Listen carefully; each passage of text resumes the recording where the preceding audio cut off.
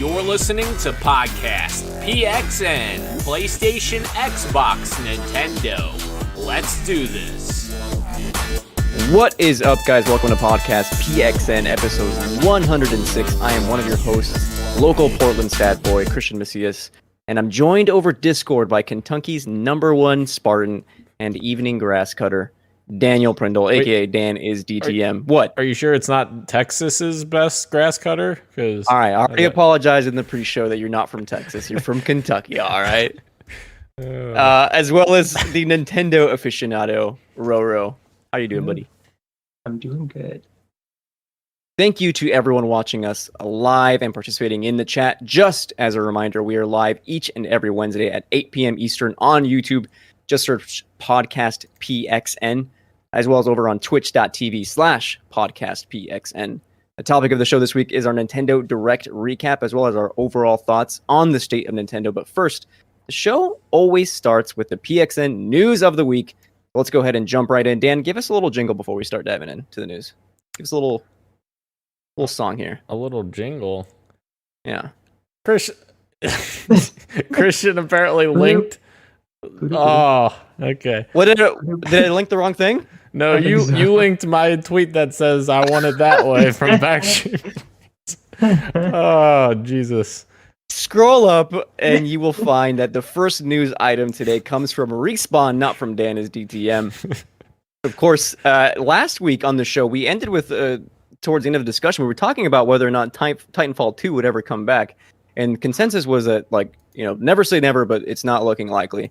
Well, immediately after the show ended, Respawn comes with a tweet saying, contrary to what some folks are reporting, Titanfall is the very core of our DNA. Who knows what the future holds? And Ro immediately tagged us and was like, huh? It was more of a, huh. Oh, okay. Yeah. It's interesting. So coming back to that question, I want to ask both of you, do we think we'll ever see a new iteration of Titanfall come out now that Respawn has shed a bit more light, I guess, on the state of mind at the studio? For me, I still think it's going to be a very, very long time, even if it is a thing coming. I did listen to some other people in the space's idea of this or reactions to this, and I think the general consensus is that it's in their best interest to make us feel as though there is one coming, and just to have the mind share is what I saw a lot. Is that it's good to have the fans hoping for that, because there's Apex Legends that feeds off of that, and just keeping fans around in anticipation of the potential of a Titanfall 3, despite maybe them never doing one. But I do think there's one in the future, but I do feel like it's going to be quite some time until we see it. For sure. How about you, Dan? Personally, yeah, I agree with Ro. It's going to be a long time until we see it, if it does come. And I do think we will see it as well, because, why else would they tweet this out? I get, keeping your mind share of the IP and everything, but, if you didn't have plans for Titanfall in the future, I doubt they would tweet this out. I don't know. I just feel like they would piss off a lot of people to tweet this out and then never do anything with it. But I guess who knows? But I think maybe when the Apex team starts to wind down, because eventually that game's games don't last forever. Fortnite has been going on for so long now, and it's shocked the hell out of me how long it has lasted, considering where it started.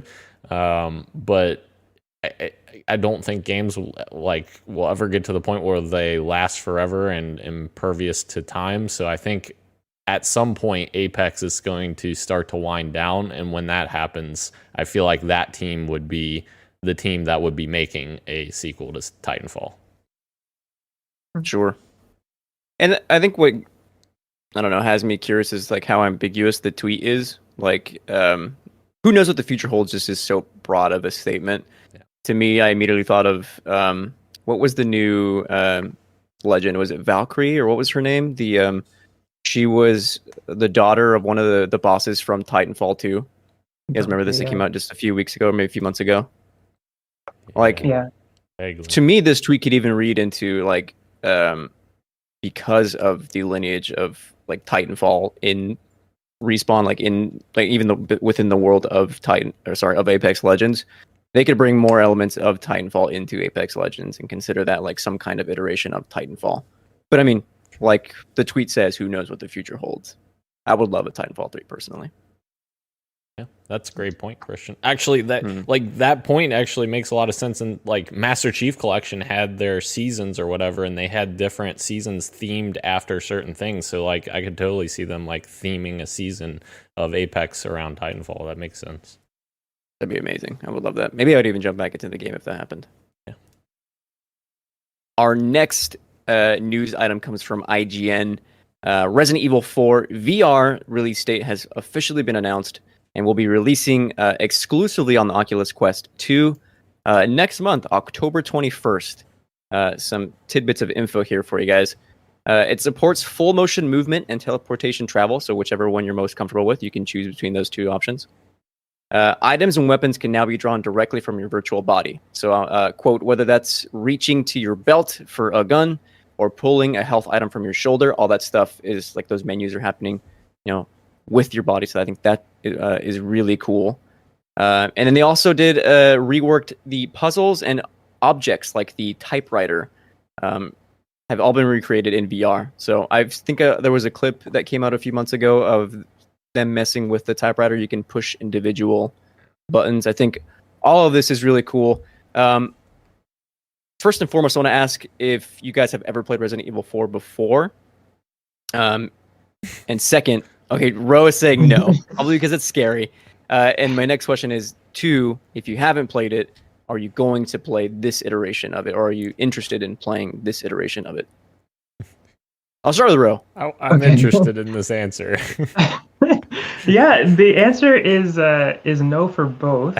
I have not played it before, and the fact that I have not played it like in this reality without the freaking headset on my face, there's no chance that I'm playing it like even more, in that I'm trying to think of the word for Immersed. it. Immersed, yes, exactly. Mm-hmm. Even more immersed in that world. There's no way that I'm going to be able to do that. I have heard amazing things about that game. That's like more action than scary.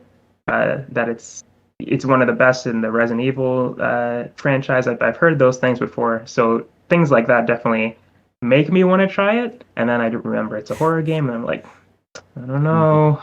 It might be too scary for me. But I have been coming out of my shell for those types of games, so maybe someday I'll try the actual game. Not VR, no way. But maybe I'll try the regular game someday. Have you done any VR at all, Ro?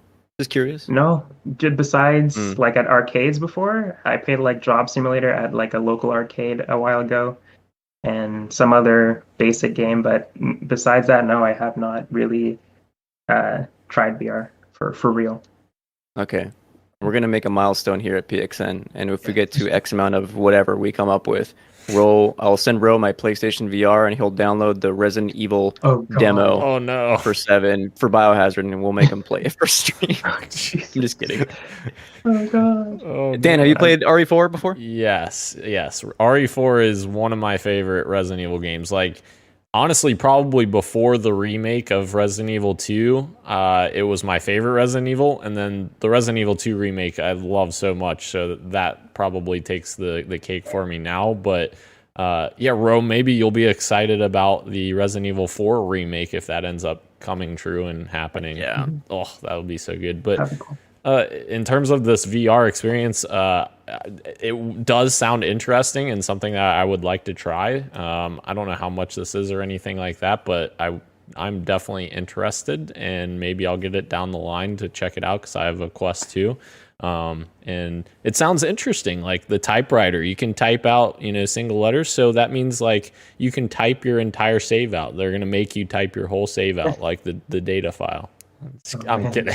I'm kidding. No. I'm kidding. But no, I know it's.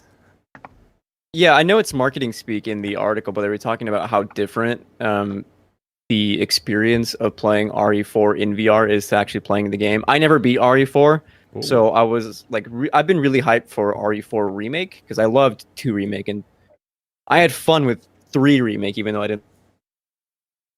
Yeah, in the meantime, holding me over, I think experiencing what I think is probably one of the best horror games probably ever made, not just in terms of the Resident Evil franchise, but horror games and altogether.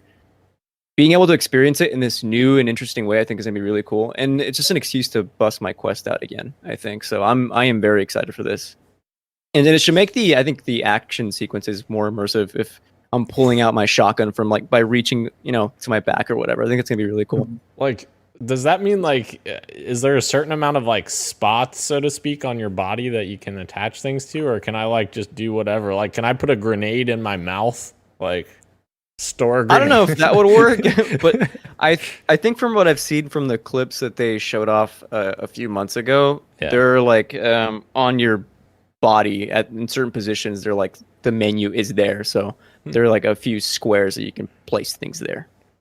Nice. Holster them, I guess. Yeah, should be cool. Well, I'll give you more of my thoughts then, I guess, when I played in October. But until then, got some more news for you. This comes from the PlayStation blog. We got a closer look at Aloy's new character model from Horizon Forbidden West. It includes peach fuzz and smooth contouring, more skeletal joints for improved facial expressions. And this is, I think, the most interesting point. The PS4 version will not be compromised. I have a quote here. It's very important to us as a studio to ensure PlayStation 4 players get an equally immersive experience. With our knowledge from Horizon Zero Dawn, we knew that we still had some unexplored resources that could push the realism and quality of our character assets forward. I think this is really cool. I know that we had discussions here on the podcast before about like cross-generation games and our thoughts on PS5 console exclusives and games like Gran Turismo that are also cross from PS4 and PS5. I think the team at Guerrilla really working on improving what was already amazing in Zero Dawn for the sequel of Forbidden West like this is insane to me. I don't know how they're getting the team to pull stuff like this on a PS4 hardware that's, for me, I thought was already on the way out, and they're trying to get PS4, PS5 models out into more people. But yeah, I want to hear your guys' thoughts on the new character models in the new Aloy model in Forbidden West. Yeah, I think it looks amazing. Like, it's incredible. Like, they're even detailing like her hair improvements, like relaxed braid style, which is just insane. And the hair was already really good in the last game, and I feel like there was like a line of demarcation for hair in video games, and like before the newest Tomb Raider reboot, like there was one type of hair, and then after the Tomb Raider reboot, we've gotten like pretty good hair now. So like it's very interesting, like all the little details that they're putting into the character models now, and it looks really good. And yeah, like you said, Christian, freaking 8-year-old hardware with the PS4 that they're able to do this with is just insane, and it's only a good thing. It's only a good thing that you're getting this game into more people's hands, which is going to in turn make the franchise more successful for the future. So yeah, I'm very, very excited about this, despite those crazy people that were saying, oh my gosh, look at Aloy's like nose or whatever. I don't know, they were saying crazy stuff. That's right. Yeah, weren't they like mad that she wasn't smiling or something? I don't know. That she wasn't. They were upset that she didn't look feminine enough, or that she had like a more angular face than like a woman are supposed to, apparently. But if you look at this picture, very clear that Aloy is very pretty. Yes. And they did a great job with all the graphics and stuff like that. The funny you said like the Tomb Raider thing, because that's exactly what I was thinking when I looked at her hair. I was like, remember when Lara Croft's ponytail would be like clipping through her while she'd be running, and I can't imagine what this is going to look like when Aloy is running with obviously longer hair and more hair, that they put so much effort into making sure the hair looks good and looks natural. So I'm definitely excited to see how that's going to look on a PS4, let alone a PS5. So yeah, it's going to be incredible, and yeah, I can't wait to see more. Good on Guerrilla for taking the time to perfect it for both consoles. I think we can all agree that no matter where you're playing on, gamers are indeed winning in the last few years. Like, games are really cool right now.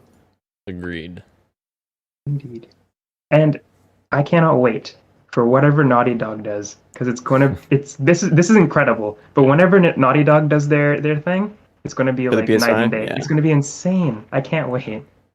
Speaking of Naughty Dog, Ro, it was The Last of Us Day on Sunday, and they had some stuff here for us. Of course, they had some new gear up on the PlayStation blog. They had a statue of Joel. But most importantly, because we talked about this last week, Naughty Dog has revealed a first look at HBO's The Last of Us series starring Pedro Pascal and Bella Ramsey. It's literally just one picture, and I have no words. This is not like, oh my god, this is amazing. Are you kidding me? This looks like the concept art that came with The Last of Us 1. Yeah, it looks awesome. I and what excites me so much is that not only the characters look accurate, and we're just looking from the back though, so I'm excited to see what they look face on, what Pedro Pascal looks like with a Joel beard, and maybe Bella Ramsey has some freckles. I don't know if she actually does in real life, but it'll be cool to see what they do. But what's more exciting is that they're definitely doing some things a little bit different. Like that plane scene definitely wasn't in the first game, so it's going to be interesting to see what kind of situations they put Joel and Ellie in this one to kind of make it a bit different. I'm sure there are going to be some story beats that they repeat, but they're definitely obviously going to have a couple of changes as well that can excite people like me who have played the game so many times, but there's still going to be some new things to look forward to. So definitely excited for that. All right, guys. I figured out the entire plot of this series by this one screenshot. What? All right, let's strap in, everyone. Let's take a time jump back. Uncharted 3 had a plane crashing. Okay.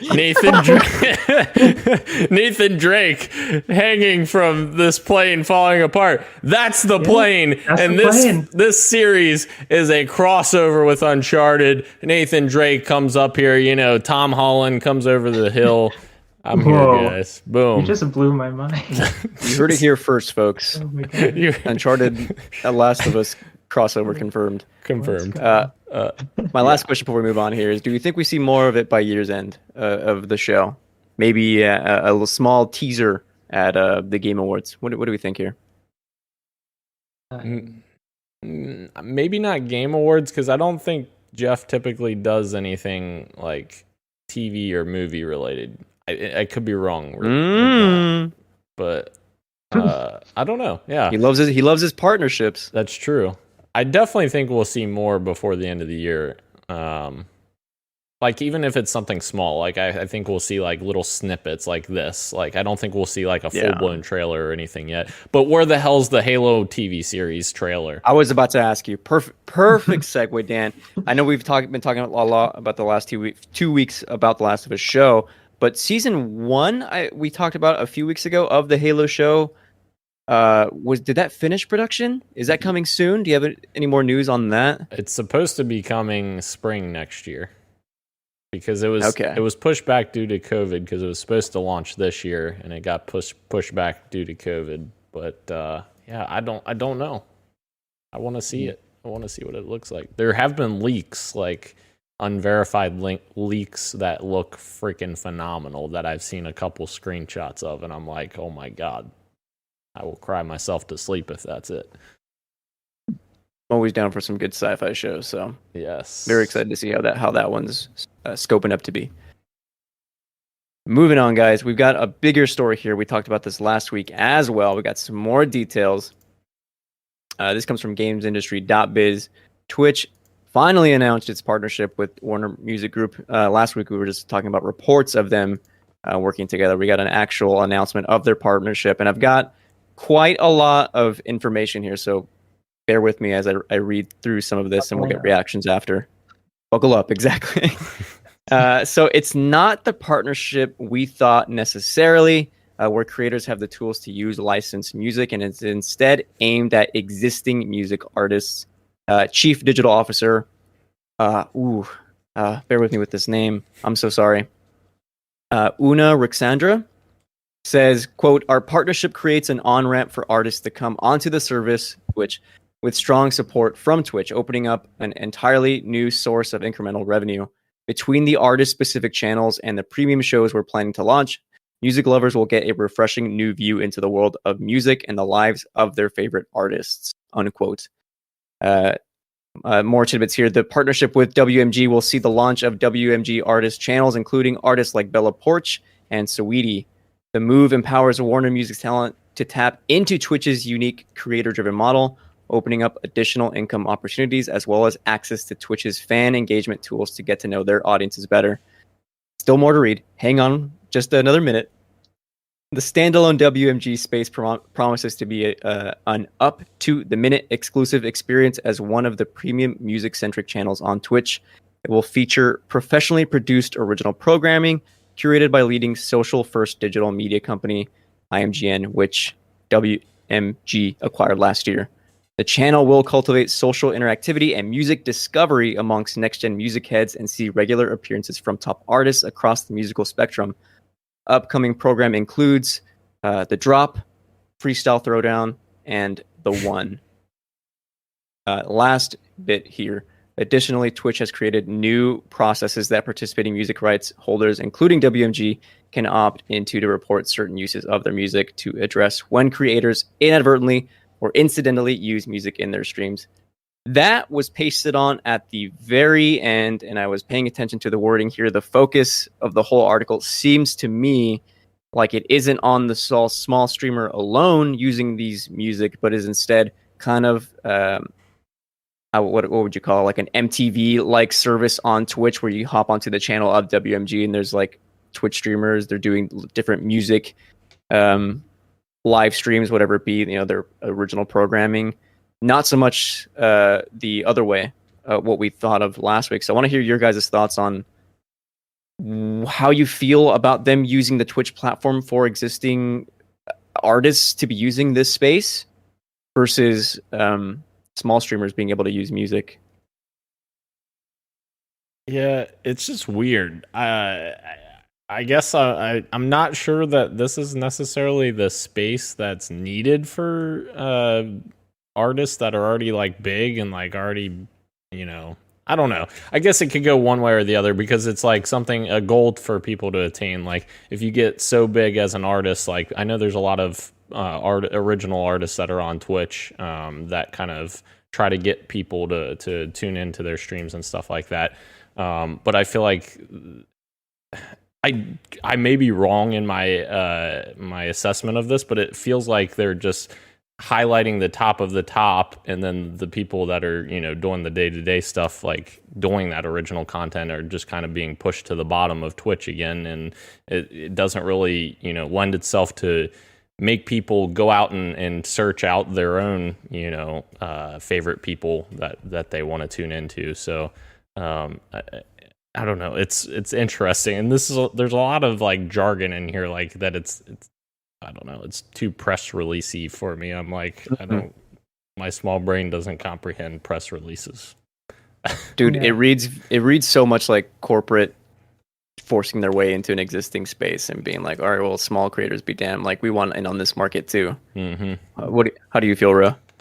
Yeah, I feel like exactly the same way. I hope that there's like some way for them to include like up and comers or people who have been on the platform for a very long time that kind of deserve the spotlight, maybe on one of their shows. They just bring them on. We'll see. But like what Daniel and you were saying, what they've written here doesn't seem to be the case, and the way that they're talking about it definitely seems the opposite of that. And I'm very disappointed that it's not going to make it easier to like for the other streamers to like participate in streaming music, or that's the part that I think that we all wanted to be addressed the most.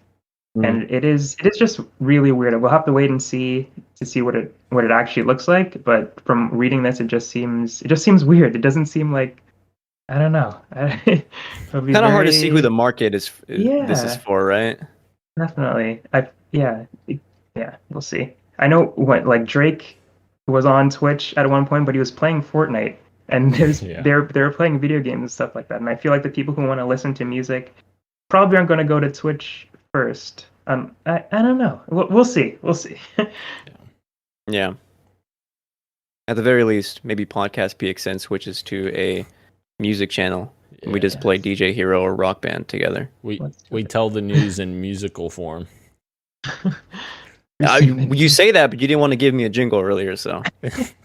This is the musical special of Podcast PXN. Yeah. Woo! That was terrible. Never again. I loved it. I loved it, though. I loved it. Moving on, we got another article here from gamesindustry.biz. The PS5 has sold over 1 million units in the UK, making it the fastest selling PlayStation console in UK history.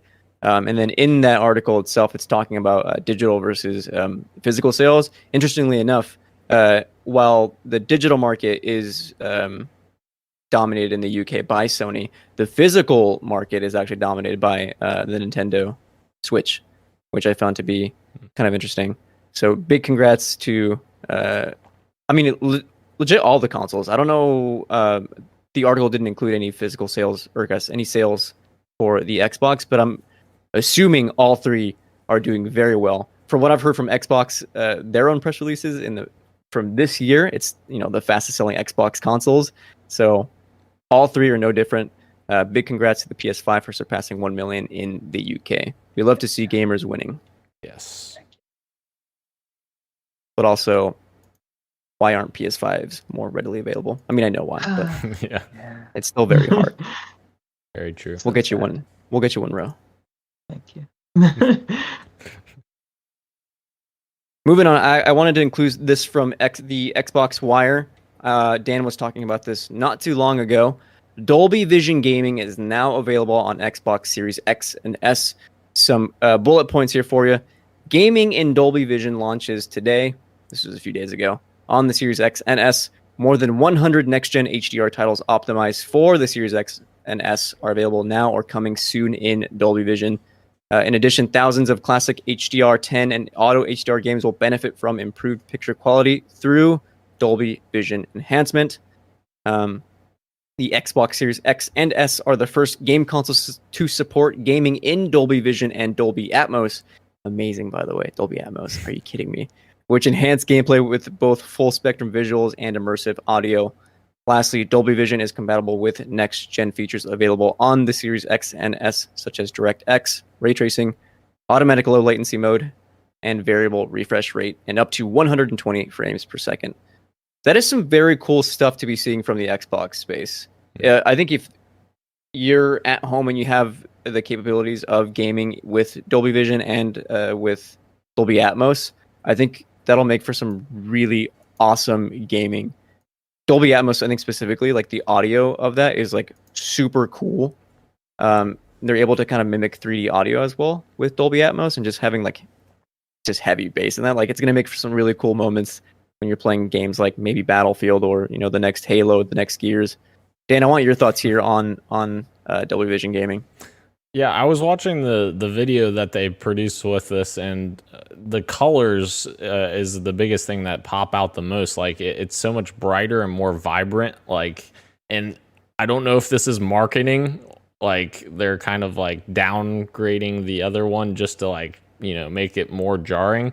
I'll have to like do some testing on my own to like see like how much of this is like marketing speak versus like actual real world results. But if it actually looks like what the trailer they're showing is, like the comparison, it looks significantly better. Like it pops more, like the colors pop more, it's a lot brighter.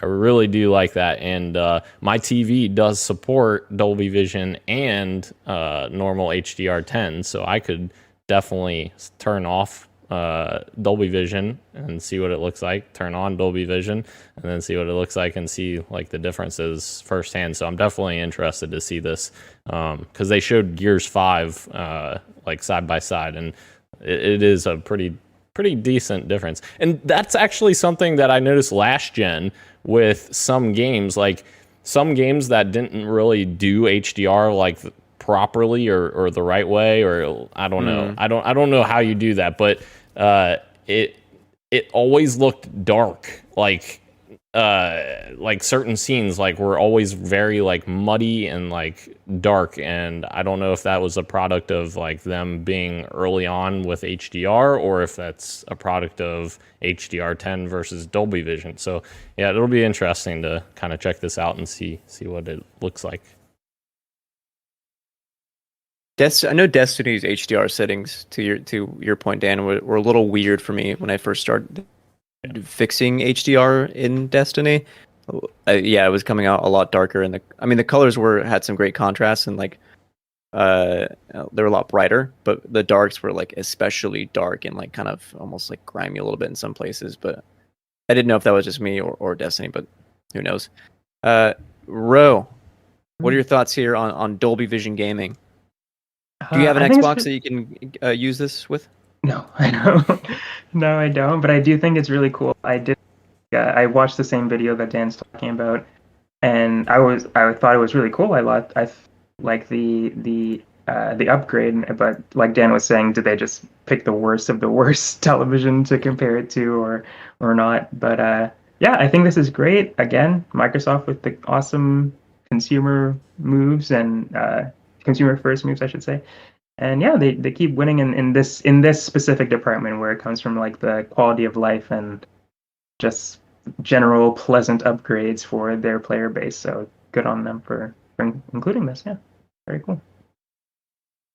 Yeah, for the everyday people who's out there who maybe don't have an upgraded TV or an upgraded Xbox, when they do eventually upgrade, I don't know, maybe the guy at Target or Best can be like, yo, are you interested in gaming? If so, you might consider an Xbox because it supports, so-and-so with this TV. I don't know. That could be potentially very cool for people who are upgrading very soon. Moving on, some Nintendo news here for you. The Super Nintendo World theme park at Universal Studios Japan is getting a Donkey Kong expansion set to open in 2024. Guys, when are we going to Japan to check this out? 2024, I guess. When somebody drugs me and puts me on an airplane because I hate airplanes. I'm sorry to hear that. My lifeless body is drug onto an airplane. Jesus. Bro, you were saying? No, I'm just saying this is really cool. I was really impressed by like the level of detail that they did in the Super Mario World in Universal Studios Japan. Despite it being a really small space, they were able to like fit a lot of really cool stuff in there. And from what I'm seeing here, the Donkey Kong area seems to be probably a little bit bigger. Maybe that's kind of playing tricks on me because of that wall. It looks really long, but it doesn't look like it could actually go around there.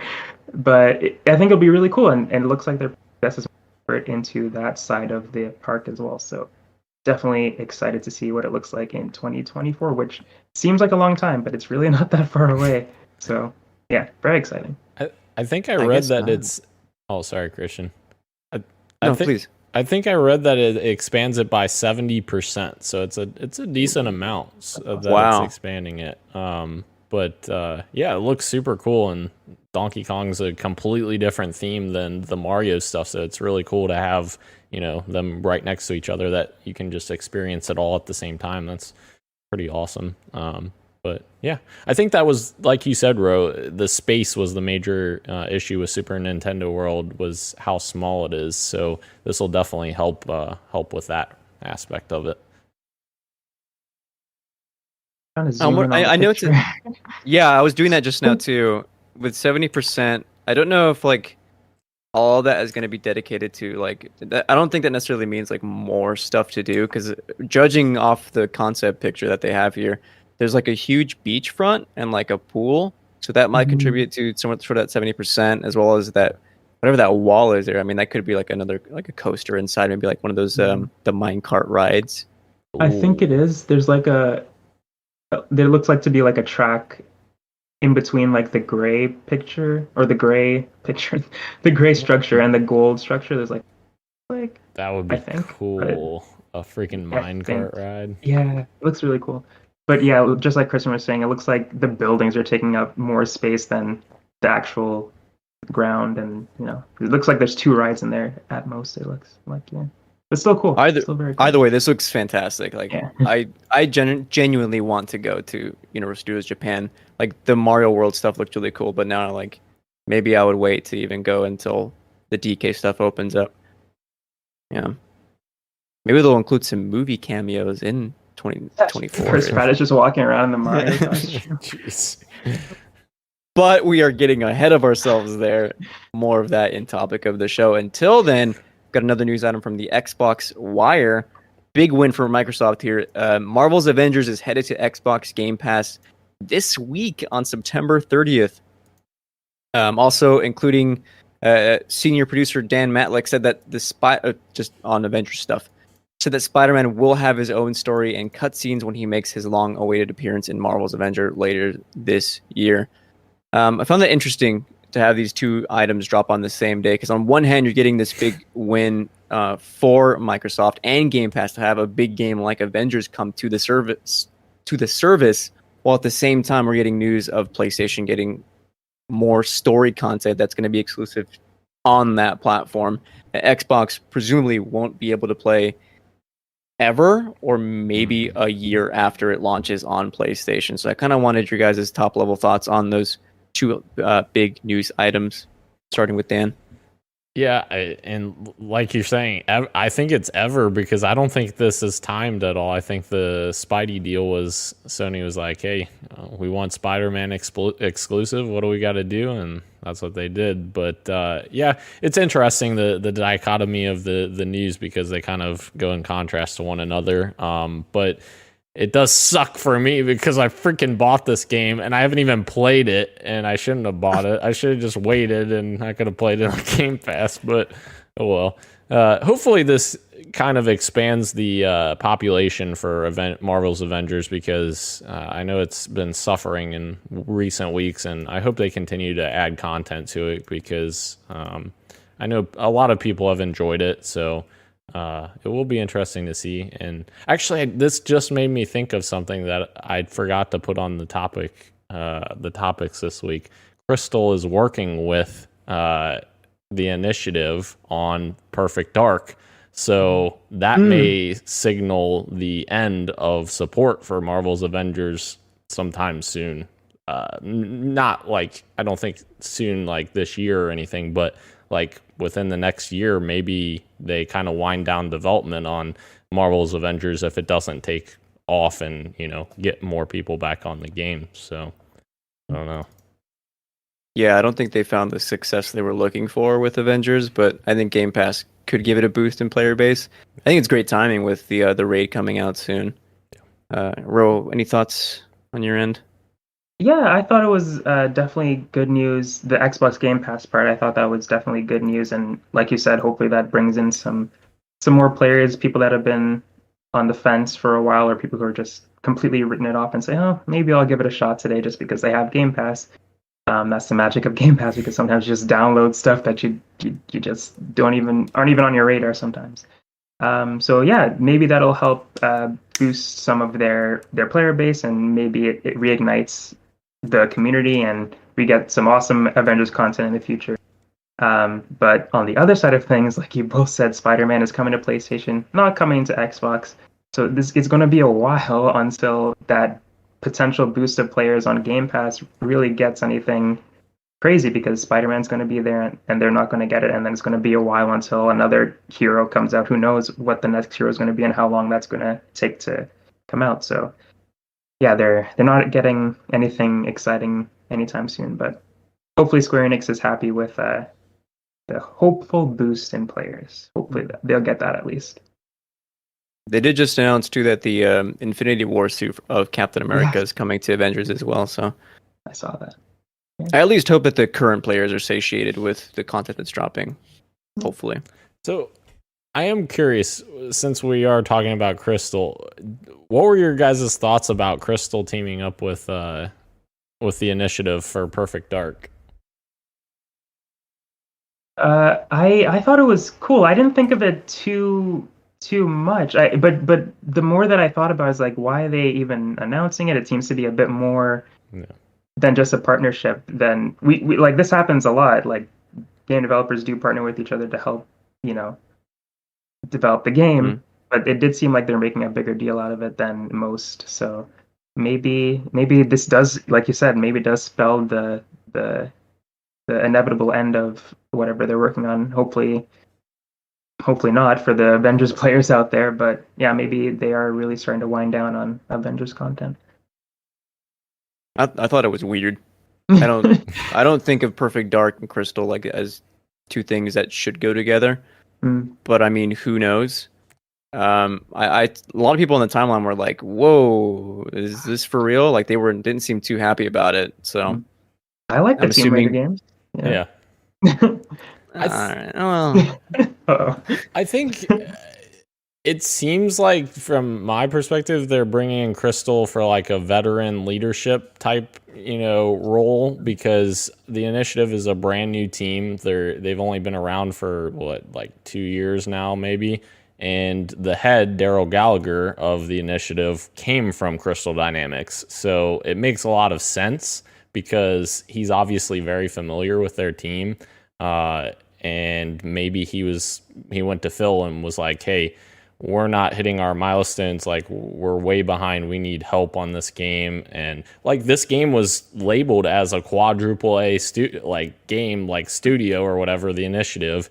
And so like, I feel like they've already set the expectation for this game. Like, they have to deliver on an amazing experience. So like, that's just where I'm thinking they just needed to bring someone in, and Daryl Gallagher obviously is very familiar with Crystal, so he's like, hey, you guys aren't doing so hot with Marvel's Avengers. Come on over.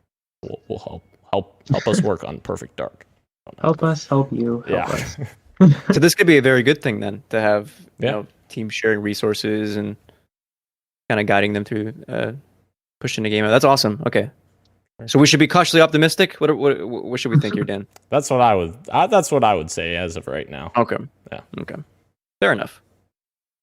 Moving on, one of our final items here: Square Enix. The lineup for the Square Enix Presents at TGS 2021 has been revealed.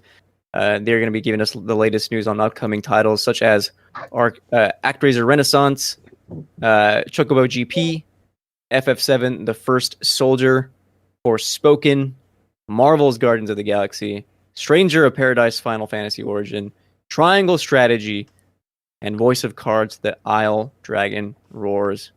Guys, will you be tuning in to the Square Enix Presents at TGS this year? If for nothing but Chocobo GP, heck yeah, that game looks so good. There's only a couple of things on here that I'm really excited for, like Forspoken, Triangle Strategy, and that's it. I think that's it. Those are the two games on this list that I'm excited for. Guardians of the Galaxy 2. I feel like I've seen enough of that though, so maybe I'll catch the highlights for this one. Yeah. And see what I'm exactly where we're pulling from. Nebellion will have me covered. I'm sure he'll post all the big news on Twitter. So It's spread across 3 days, so even better. So I'll tune in for the ones that I'm interested for and just forget the rest. Yeah. yeah. Yeah. Chocobo gets a full hour, which is insane. Sorry, Dan, go ahead. No, What? What? No way. A whole hour? That's incredible. No, I was just gonna say I echo what Rose said. I'll maybe tune in for the things I'm interested in, Guardians, Forspoken, but that's probably about it. You don't want to cause chaos with Stranger of Paradise? Yeah. Chaos. Yeah. I There you have can't it. believe Chocobo GP is getting an entire hour. Well, an hour and 15. I don't know if they'll And actually 15. have stuff out the full hour and 15, but according to the schedule, yeah, it's Chocobo from 1 to 2:15. Wow. Wow. All right. That's a lot of Tuning in time. for that for sure. More news. This broke today. It comes from Eurogamer. Well, I'm pulling from Eurogamer. Reports are saying that Spider-Man 2 will be a darker game compared to the first Spider-Man title. And they're comparing the tone of Spider-Man 2 to Star Wars Empire Strikes Back. Does this excite you guys at all? Yes. I mean, with Venom in this game, and like, obviously we know like what a lighthearted Insomniac game is. Like Spider-Man's lighthearted, Ratchet and Clank's lighthearted, Sunset Overdrive's lighthearted. I would love to see a dark take on the Spider-Man universe and see like Peter Parker and Miles Morales in kind of like, you know, some sticky situations, no pun intended. Stuck in a web. Yeah, stuck in a web. Yeah. It's good. Oh man. It's good. But yeah, this definitely excites me as well. To see like a darker side of this universe would be definitely very interesting. As Dan said, the first one was pretty lighthearted. It had its moments for sure, especially near the end. But it's going to be interesting to see what a darker story for this Spider-Man universe looks like. As Dan said, especially with Venom being in there and potentially Kraven the Hunter. He has had some pretty dark stories in the comics as well with Spider-Man, so it'll be really cool to see what they do. Love that people on Twitter are already saying like, "Oh, I guess that means Peter's dying." Oh, Whoa. Damn. No That's a faith, huh? take. Jeez, I would not have gone there, but okay. Jeez. Jeez. I think we at least get 3 games with Peter, at least. You think? I would hope. You know what? I hope he doesn't die. He can't die because Spider-Man 3 has to have 3 Spider-Man or Spider people. Dude. It has to, Oh my God. like Spider-Gwen. Spider-Gwen. Yeah. Spider-Gwen. I mean, I would lose it, dude. I'd lose it. Oh man. Yeah. That would be awesome. Cannot wait for these next Marvel games coming from Insomniac. Don't know how you're doing it, but can't wait for them. yes. Our last news item of the week, and this is more just throwing it out there for me. This comes from Nibel. The Super Monkey Ball. First of all, the Super Monkey Ball reviews have gone out today. They're mostly fairly positive. I think it was around the 70s in the morning, which is like to be expected. Absolutely, for sure. Very cool. But what made fans, or in this case, elite players, according to the article, kind of sad, is that the physics have been changed. Which completely changes the way like the game functions, which I think to me is very sad. If you want to read more about it, I'd suggest reading the articles that Nibel has linked. Otherwise, it's just nerdy stuff about the way physics work in Super Monkey Ball. So I don't know. As What's a up? fan, Christian, of the original, do you think if they even gave a reason, do you think their reasoning for changing the physics was justified, or do you think this is just some stupid thing that they decided to do? They did. I have to pull up the article, but the way they remade the games, they did it in a different engine. Okay. Don't know why they did. I can't remember why they Okay. chose But they to do have it that way. have a reason for it. Okay. Yes. Yeah. Yeah, it Yeah. seems like similar to like Mass Effect switching engines Mass to Effect. Frostbite for Andromeda because like Andromeda was in a completely different engine, so some things like didn't feel the same and there were differences that you're like jarring, like the facial animations were just weird, and a lot of that is them like switching engines and working with different tool sets and not knowing like what do I do in this situation, like obviously we're not game developers, but like obviously working with a different, you know, set of tools, aka their game engine, is going to probably change some things. So yeah, that does suck that it doesn't keep it intact for enthusiasts like Christian, who's been bananas for Super Monkey Ball. All this to say, rip my expectations for this game. I don't think I'll be picking it up anymore. Oh, that's sad. Yeah. Really? But it's okay. Yeah, legit. Oh yeah. wow. I Wow. thought you were joking. Oh, that's sad. Like I was like just scrolling and reading stuff about it, and from people that have played it, like just doesn't feel the same, and like there are just kind of frustrating moments that you get with the new engine that just like don't feel right, like leading to kind of a more of a negative experience. Whereas like if you have never played these games before, like you probably wouldn't really feel that difference. So I don't know. Gotcha. Have to pay respects. Thank you, Dan. I appreciate that. Guys, we are done with the news of the week, but before we get into topic of the show, I want to know what you are playing. Start top down. Dan, playing anything? I know. Actually, I know what you played. Tell me about it. I've not played anything new, so I wanted to talk about this. A new Halo fan-made short, which this is episode 3 of this dude's series of shorts that he's been working on. So he made the first 2 episodes like over a year or 2 years ago. This third episode, my goodness, oh my lord, it's 6 minutes long and it is visually stunning. Like, it looks incredible. I wish this dude would make a freaking Halo movie because it's just absolutely amazing. Like, it's obviously fan made, but like you can't tell it's fan made by looking at it. It looks like a freaking CG masterpiece. Like, oh, it looks so good, and all the sounds are like pulled directly from Halo. So like Halo 3 mainly. So it gives me the nostalgia, and it's kind of its own story that this dude came up with. Love it. How do you even make something like this? This is insane looking. Yes, it's insane. He's been working on it for a year. Yeah, that's and stuff like this. Like when I'm growing up in high school, I would always like to watch like the Mario fights that kids would make on YouTube. Like they would have like the pixels pulled from, or the sprites pulled from the game, and make like their own fan animations, like Mario versus Sonic. And this just seems like a natural progression of this, where kids who just love doing stuff like that got older, got better software, and they're just making stuff that they love. So this is really cool. This is awesome. I definitely want to check this. As someone who doesn't even like Halo, this is not that I don't like Halo. It's not as a big fan as Dan. I was about to say, get out of here. It's definitely really cool. So awesome. I hope this guy gets a job.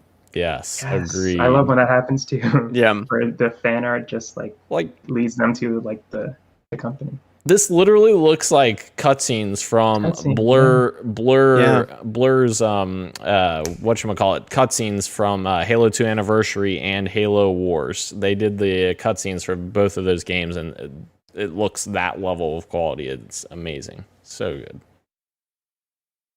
It's a great share, Dan. Yes. Ro, how about you? Any games you've been playing? I am still playing Eastward. I have moved on to chapter 3. Haven't made that much progress, but it's a game that I've been spending a lot of. When I say I'm not making a lot of process, I think it's that I'm taking my time. So even though I'm not making a lot of progress chapter-wise, I feel like I'm still doing a lot when I'm playing, whether it be exploring the world or just progressing the story little by little. The last time I played in chapter 3, there was like this ghost girl in one of the sections that I was in, and she revealed that there's more stories for her to tell. So you have to go around the town. I think it's called New Dam City is where I'm at right now. So you find these little shrines, and you go up to them, and she tells you a little spooky story of why this shrine is here, and she tells you of the person that died or lost her life, and it's like so spooky.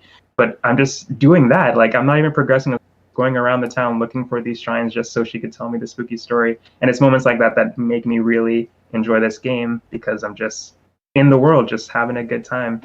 And I'll get to the story when I get to it. I'm having a blast with it so far. So Eastward, still playing that, and probably will be playing it still next week. I want to play that game, but it like time sync to play it is. Yeah, it's a meaty game for sure. Mm-hmm. I love it though. I love seeing you on Twitter like post about it too. So it's one that is like probably at the top of the games that I need to play for 2021. Heck yeah. I just started up Sable this week, and I talked about this on the pre-show, but obviously Japanese Breakfast did the music for it, and I only did like the opening tutorial, which I don't know, takes around like an hour to an hour and a half, and I was surprised that by the time you finish and you're entering the proper world in the game of Sable, and like the title of course splashes across the screen, and the theme of the game is like ramping up, I started to get emotional. And I kind of compare it to like when you wake up in Breath of the Wild and you like walk and the title comes on, the music hits, like it's that level of like emotional, like minimalist indie game. One thing I love about Sable too is that the dialogue is both not just whatever the person is saying, but almost like narration of what is inside Sable's head. So you're getting kind of her thoughts on the person before the person actually speaks. So it's kind of reading almost like a novel, which I thought was kind of cool to see in a game. And by the time that tutorial is ending and I'm getting Sable's thoughts on her headspace as she's leaving and heading off into the desert. It's just a very emotional moment. And I don't know. If you guys are curious, that game is on Game Pass. I would recommend it to you. Very cool art style as well. That's something that's been on my list as well for a bit. So I'm definitely excited to check it out on Game Pass as well. I've heard good things about the story and like what you're saying, but is like the gameplay fun? Like, is the world enjoyable to explore, do you think? Yeah, and I would say to the point of the world being enjoyable to explore, it's because of the art direction. It's so different to anything I've ever seen before. And it's almost spooky in some cases. Like the goddess of that world is like a little scary, but like still warm. Kind of hard to really describe it to you, but you see her a little bit in the tutorial. But yeah, I think that alone is a good enough reason to at least try it out. And I'd say the gameplay is only as fun as much as you are invested into becoming. I don't know. It's kind of like one of those games where like a coming of age. So if you're into that kind of storytelling, the gameplay might. How do I say this? If you enjoy the story, I think the gameplay follows. Right. If that makes sense. Elevates it, I guess, or boosts. Yeah, I think I know what you're trying to say. Mm-hmm. Yeah, for sure. Definitely gonna check it out. I also got hit up by Xbox today before we started the show. They messaged me saying, "Hey, listen, Christian, you're amazing. You're so cool, and you work so hard, and we're gonna give you this link to go sign up and go play the Halo Infinite Flight." Yes, let's on go. The October 1st. And you know what I said? I marked it as red and I closed the app. I'm too busy. I'm sorry. What the? I ain't got no time, man. Christian! I ain't got no time. I got stuff to do this weekend. I ain't got time to game. Come on. Friday, Saturday, Sunday. I ain't got the time, man. I'm sorry. Christian replied back and said thanks, but no thanks. Are you serious? I left them on red. Yeah. Oh. Yeah. Does somebody want my flight? I'll give it to. Yeah, I saw videos of it and I'm like, you know what? This is cool. Looks like Halo. I'll play it this December. Christian, you disappoint me. You disappoint me, son. Sorry, Dad. Moving on to topic of the show. I was like, that's your cue. You got to call him. We're going to recap the Nintendo Direct. And I figure, because Nintendo dropped a lot on us last week. So I'm going to read 5 items at a time. And then after I read 5 items, we can talk about the ones that seem important to us. Does that seem okay? Yeah. Sounds good. So the Direct opened with Monster Hunter Rise Sunbreak being announced. This is a massive expansion coming summer 2022. Already, I'm sorry, I'm laughing. The Direct was like, yeah, let's look at some games that are coming winter 2021. Yeah. First game they show. And then the first game they show is next year. I was like, awesome. This is kind of the Direct that I wanted. Then new boards were revealed for Mario Party Superstar. All boards and minigames will be supported for online play, which is fantastic. Voice of Cards, The Isle Dragon Roars was shown off next, which is a tabletop RPG for the Switch coming October 28th. Then Disco Elysium, the final cut, is coming to Switch on October 12th. So if you haven't played Disco Elysium and you love gaming on the go, I strongly recommend you pick this up. And then next, the expansion pass for Hyrule Warriors Age of Calamity was announced, coming October 29th. Anything exciting you guys see so far? For me personally, not yet. Damn, rip. Yeah, the Mario Party stuff is cool. Yeah. But besides that, that's nothing for me just yet. The expansion pass for Hyrule Warriors just made me want Breath of the Wild 2 news even more. So that's what that did to me. But yeah. I echo those sentiments. How about you, Christian? Anything jump out? Mario Party, baby. Let's go. Some of the best Mario Party boards and games coming back. Nice. I know I was mad at them for releasing a new Mario game right when they released online play for the new one, but now I'm like, you know what? Who cares? I'm going to buy this one anyway. Moving on to the next 5 items, then, I suppose. Chocobo GP, maybe this one's for real, coming to Switch next year. And then a new Direct was announced within this Direct, which is the last Smash Bros. Fighter was set to be revealed at the next Smash Direct held on October 5th. You're not going to be waiting long. That's next week. Then this was leaked earlier in the morning, but it was officially announced. Kirby and the Forgotten Land was revealed and is coming spring 2022. We love some Apocalypse pink for Pink Boy flooring. It looks very cool. Then this is specifically for me and Ro. Okay, Animal Crossing Direct announced for October. Rooster and the Roost are coming this November. Are you freaking kidding me? Yes. Who's Brewster and the Roost? Rooster is this owl who has his own coffee shop, and the Roost is the coffee shop. And in the mornings and at night, KK Slider comes in and plays little ditties, and you get to sit there and have coffee and enjoy some music, and it's the best. Beautiful. It's literally the best. Thing. Yes. And then new Mario Golf content was shown off, available that same day. 2 new courses and 2 new golfers, Koopa and Ninja. I'll stop there for now. Nice. For me, Chocobo GP, of course, that's the no. When I saw this, it's like, oh my god, we need Mario Kart 8, 9 more than ever. The world needs to be healed. What is going on here? But for anybody who's interested in Chocobo GP, please have a fun time. That's just not for me. But I did want to ask, who do you guys think is going to be the Smash character for next week? Because it's gonna be before we go live on Wednesday. So I was wondering if we do like a quick prediction as to who do you think might be the character.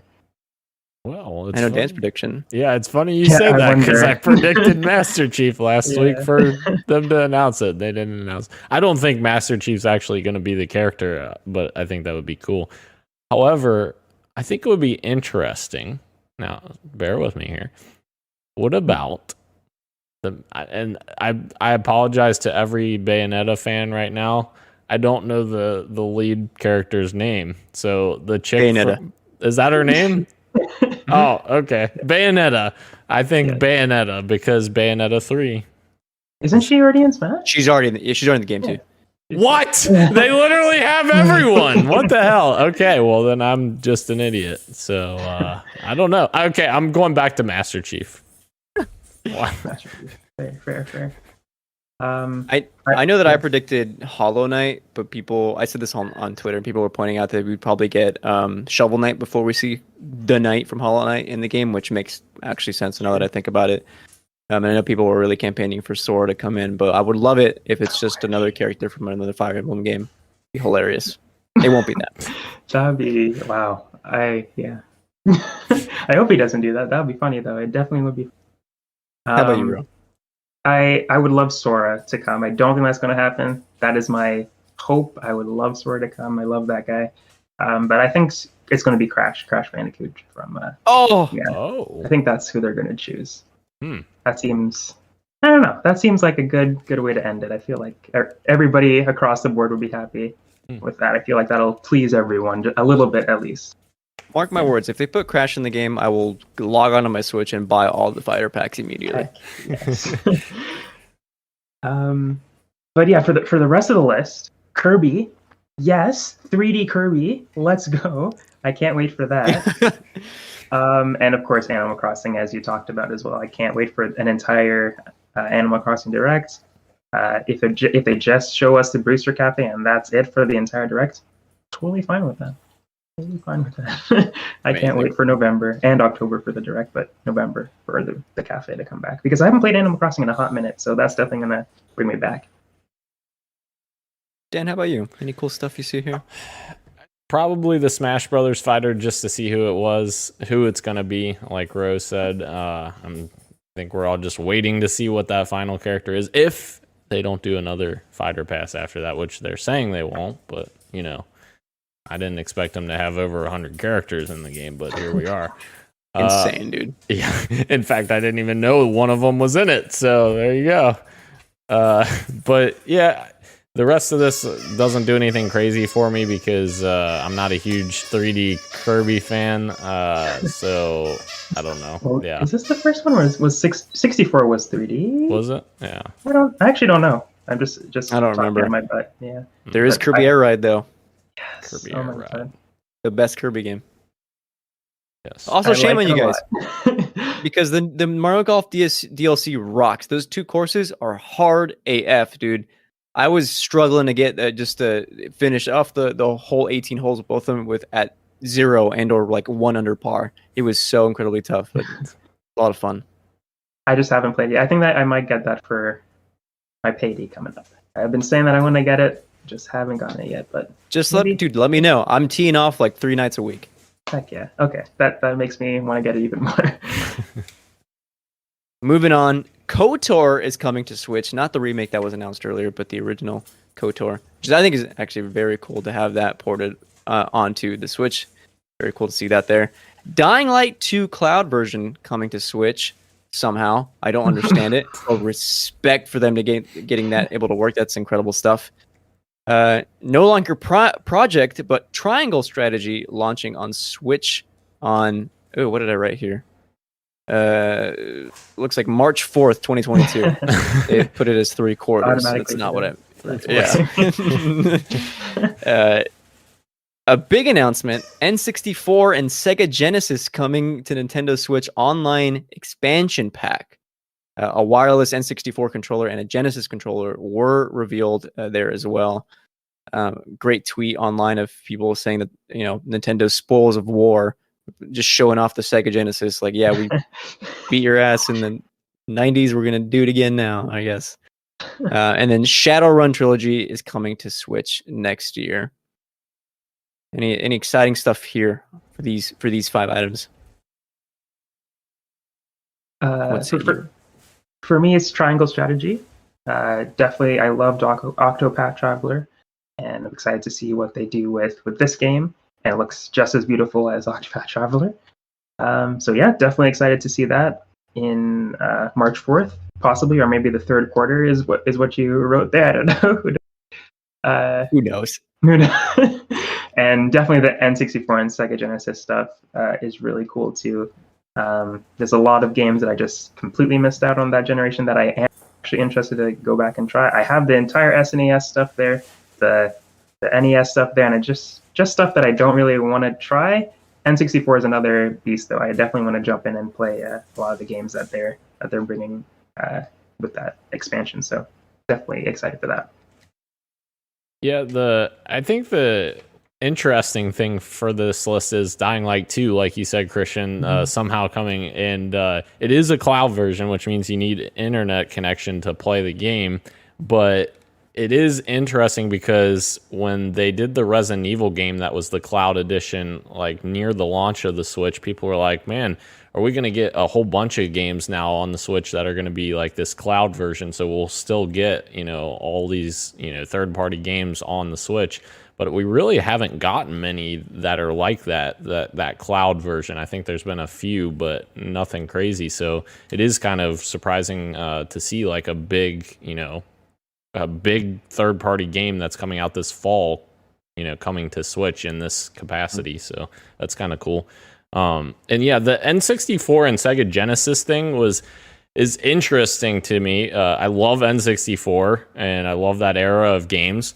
However, like, it did seem a little weird to me that Nintendo didn't announce pricing for this. Like, I feel like if it was like a small upgrade in pricing, like $5, they would have announced it. So I'm almost wondering if it's gonna be like a substantial increase in pay for that, which I don't know if that's worth it or not.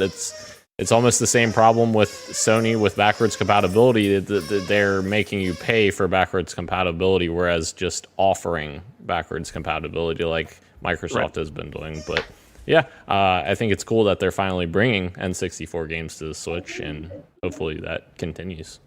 But I'm glad you highlighted that, because that was one of the places I wanted to stop at, and this harkens back to the topic of the show name, which is, are we happy with Nintendo? Yeah, like Dan said, this announcement, while cool and interesting, there's still a lot of questions left that I would have liked to see answered. Like one of those being pricing model. What does the expansion pack look like? As well as will existing controllers be supported? Like I would love to be able to play some of these games with the Pro controller. I don't know if it'll work, but do I have to go out and buy one of these controllers? Or how are those going to be available? What does pricing look like for those? Battery life, et cetera, et cetera. I don't know. But I'd love to get more details here. Yeah, I hope it's not a huge increase in price like Dan was talking about. I could see it being like maybe $5-10, but knowing Nintendo, it could be more. Just like it's Nintendo 64, of course you're going to pay for it, and you probably will.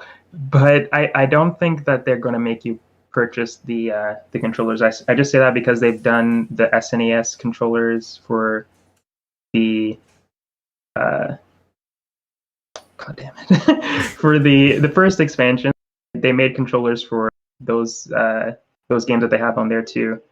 So I hope that they won't make you purchase them just because yeah, sorry. So I'm a dummy, and in the picture we have both the pricing for the Oh, controllers, which is perfect. $50 each, and in the fine print below it says that controllers are optional and not required to play the N64 Switch Online or Sega games. Which okay, Great. that is just me being ignorant and not full print on a picture. So I guess I have to take back my kind of anger at Nintendo. This is actually kind of cool now.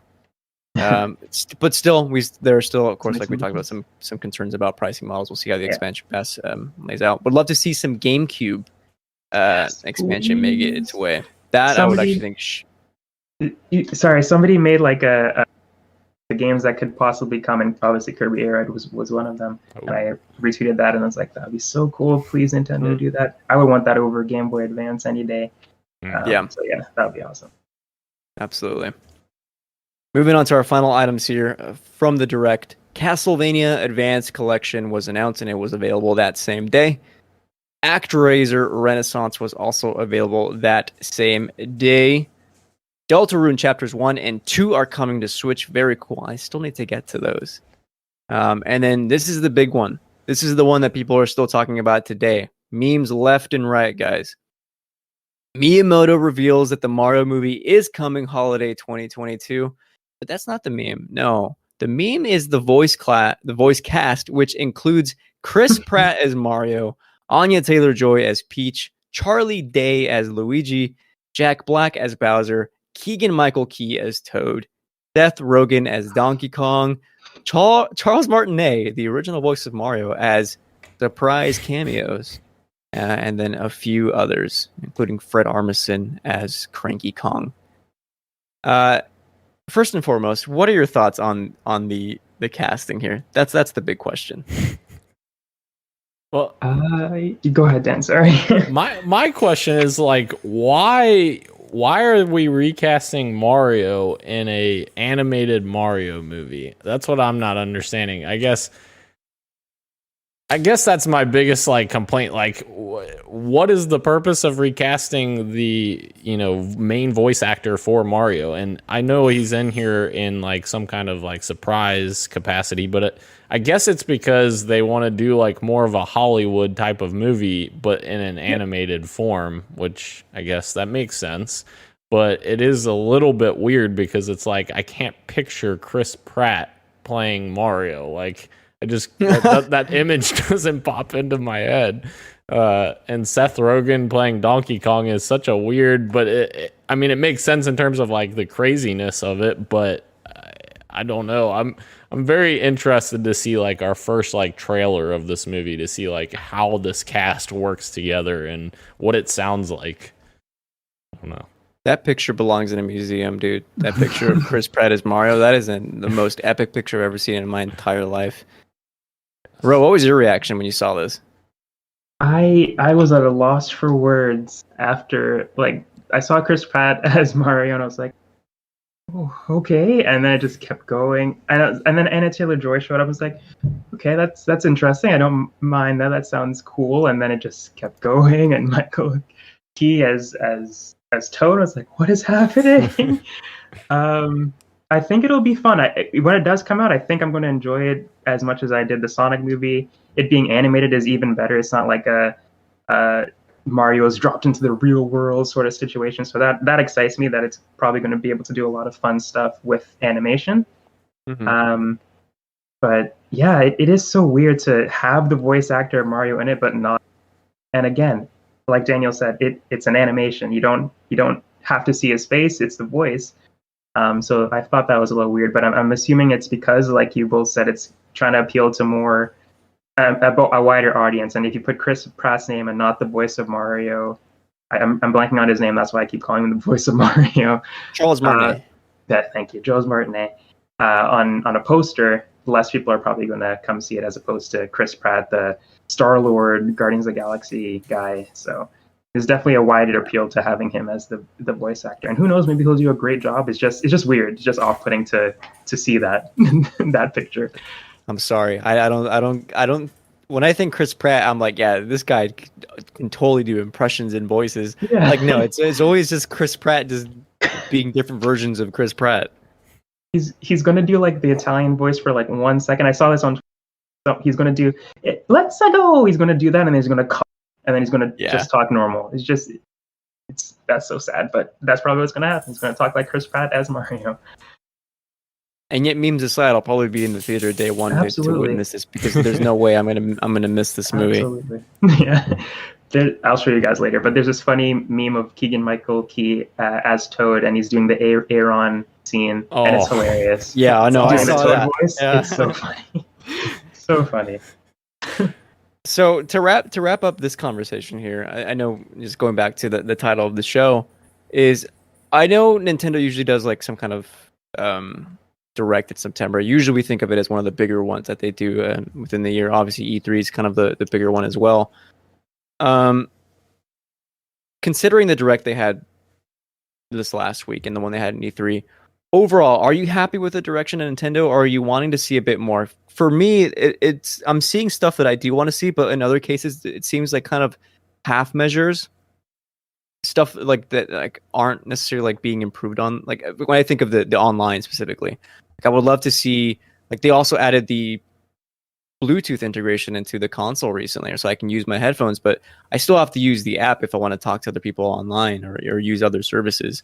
So there's still a lot of improvements to be made on the Switch itself, and yet they're coming out with a lot of first-party games that I'm like really excited for. Games like Breath of the Wild 2 or whatever it's called. The next Donkey Kong that's rumored that's coming out, and of course Metroid Dread that comes out this year. So just kind of want to ask you guys how you feel about the state of Nintendo so far. Yeah, I agree with a lot of what you just said, Christian. And like they do have, I feel like a lot of things that they need to improve upon, and like games that people have been clamoring for, like a new Mario Kart. Like we haven't gotten that since Wii U generation, a new one.